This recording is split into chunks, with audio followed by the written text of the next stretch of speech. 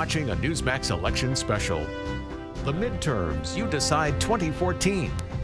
From the Newsmax Election News Desk, here's John Bachman.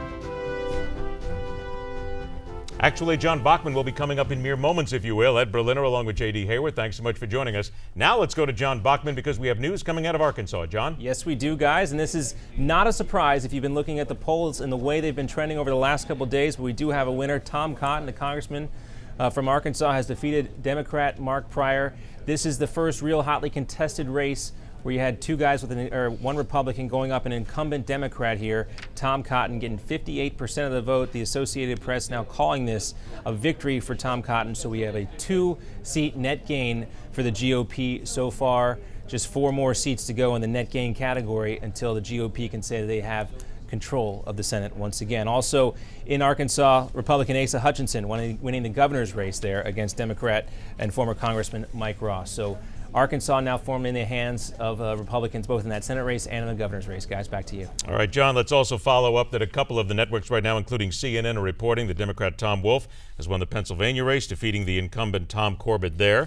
So we continue to move on. Arkansas is not much of a shock, actually, because Barack Obama has not done well there in the last 2 elections. But culturally for Arkansas, because of Bill Clinton being a native of that state and the success that he had nationally, what we are seeing now in Arkansas is a sea change. Let's not forget, Bill Clinton campaigned actively for Senator Pryor. Senator Pryor, the son of David Pryor, in that seat. To see this substantial win for the congressman, to see this change now, Arkansas in Cotton, and my old congressional colleague Asa Hutchinson winning that governorship there over Mike Rogers, and you see it's a fairly substantial margin.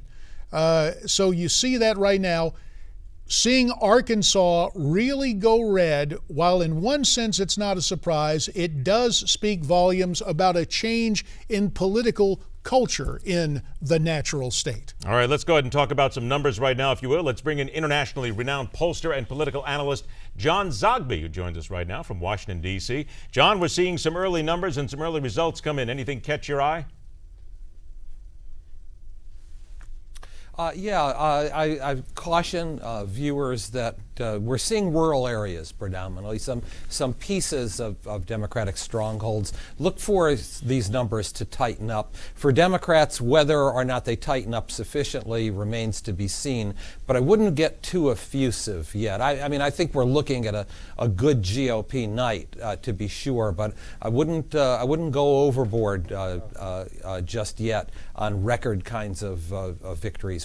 Too few and too rural are the votes that are coming in. John, we spoke about it this morning on America's Forum. It bears repeating tonight during our coverage. Your polling had Charlie Crist substantially ahead of Rick Scott. Anything change your mind on that as Election Day is worn on? No, not yet. I mean, it was a 7-point lead that I had. I doubt that it'll.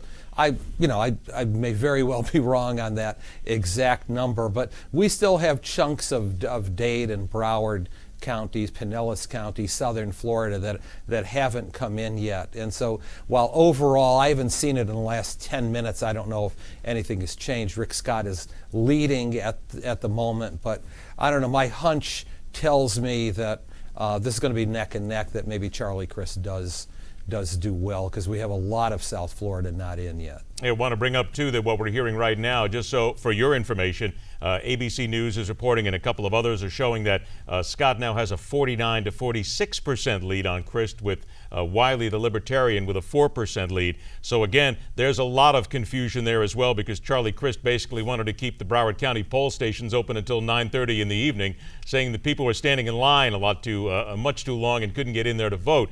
So it still is interesting to watch, but you're right, it's those metro areas that are going to carry a lot for Crist and Scott. Yeah, and interestingly, Wiley's numbers are interesting because the pre-election polls, I had him at 8%. To be sure, in a close race, that's going to deflate, and it looks like it's deflating, probably to the benefit, though, of Rick Scott. Well, now that's interesting, John, because typically the rule of thumb I always heard for undecided voters or voters that might go with a third candidate, libertarian, almost a none of the above, if they decide to switch to one of the major two candidates, they typically will go to the non-incumbent.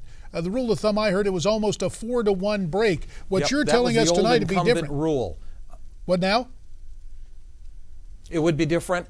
It is different. That old incumbent rule really doesn't hold anymore. And generally speaking, and specifically, we're in a situation, number one, in Florida, where we really have two incumbents that are running. Charlie Crist is well known, has run several times before, and has run different parties before. So it's really kind of a gadfly. But secondly, that libertarian vote is different from undecided. Libertarian is very interesting because it takes from both parties, and it also brings new voters into the mix as well who ordinarily wouldn't vote. So, we really just don't have a handle on it yet, except to say that Wiley is getting less. All right, John Zogby, we're all out of time for the moment right here. We're going to have to interrupt you. We'll come back to you as the night goes on. Stay with us, everybody. Hashtag You Decide 2014 puts you in direct contact with us here at Newsmax. The Midterms You Decide 2014 will be back in just a moment.